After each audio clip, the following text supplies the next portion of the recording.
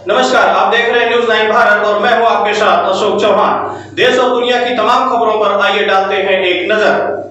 टिहरी बांध परियोजना से प्रभावित परिवारों के पूर्व लंबित जल मूल्य को माफ करने की मांग को लेकर अखिल भारतीय किसान सभा ने जिला मुख्यालय में धरना दिया। वक्ताओं ने जल संस्थान से टिहरी बांध से प्रभावित परिवारों की पानी के बकाया बिल माफ करने की मांग की है। जिला मुख्यालय में आयोजित धरना प्रदर्शन कार्यक्रम में अखिल भारतीय किसान सभा जिला काउंसिल के सचिव भगवान सिंह राणा ने कहा कि 2 वर्ष पूर्व उत्तराखंड सरकार ने बाढ़ प्रभावित परिवारों को बकाया जल मूल्य को माफ करने का शासनादेश जारी किया था, लेकिन नोडल एजेंसी उत्तराखंड जल संस्थान केवल पुरानी टिहरी से नई टिहरी आए परिवारों को ही इस शासनादेश से लाभान्वित कर रहा है, जबकि टिहरी बांध परियोजना से प्रभावित परिवारों के दायरे में गंगा व भिलंगना घाटी के परिवार प्रताप नगर का पूरा क्षेत्र आता है। लेकिन जल संस्थान के अधिकारी शासनादेश की व्याख्या अपनी दुविधा के अनुसार कर रहे हैं, जिसके कारण प्रभावित परिवारों के एक बड़े हिस्से को उक्त शासनादेश का लाभ नहीं मिल पा रहा है। कहा कि संगठन ने मांग की है कि शीघ्र ही सभी प्रभावित परिवार के बकाया जल मूल्य को विभाग माफ करने की कार्यवाही अमल में लाएं। यदि इस पर कार्यवाही नहीं की जाती तो संगठन आगामी 1 मई को जिला मुख्यालय में धरना प्रदर्शन करेगा। हो रहा है यहाँ पर 2019 में मार्च 19 में उत्तराखंड शासन ने एक शासनादेश किया था और वो शासनादेश था टिहरी बांध से प्रभावित जो परिवार हैं, समूचा प्रभावित क्षेत्र, उसमें आंशिक कैटेगरी, पूर्ण कैटेगरी और प्रभावित क्षेत्र, उनके ऊपर उस तारीख तक जो जल मूल्य का बकाया था उसको माफ़ करने का सरकार ने ऐलान किया था।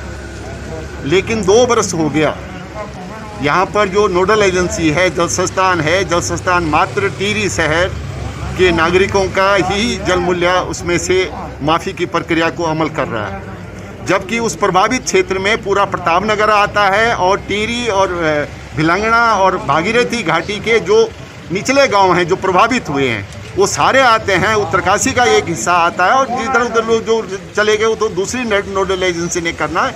एक बात यह है। दूसरी बात यह है कि उत्तराखंड सरकार ने उस समय जो बकाया का पैसा था वो 15.5 करोड़ रुपए बकाया का पैसा था। 2 बरस हो गया, 2 बरस में वो सरकार ने वो पैसा जल संस्थान को देना था, उत्तराखंड जल संस्थान को, ताकि अलग अलग जो जिलों का है जितना बनता उनको दिया जाए। वो पैसा उन्होंने आज तक नहीं दिया। और तीसरा जो विषय है, एक उप समिति का गठन करने की बात हुई थी, तत्कालीन जो पेयजल मंत्री थे। 2 वर्ष हो गया और 2 वर्ष में उस उप समिति का कोई रिकमेंडेशन आया नहीं कि आगे के लिए उस जल मूल्य का क्या होगा, सीवर का क्या होगा। जब वो उसका रिकमेंडेशन नहीं आया है तो उसको अमल करने की बात तो दूर है।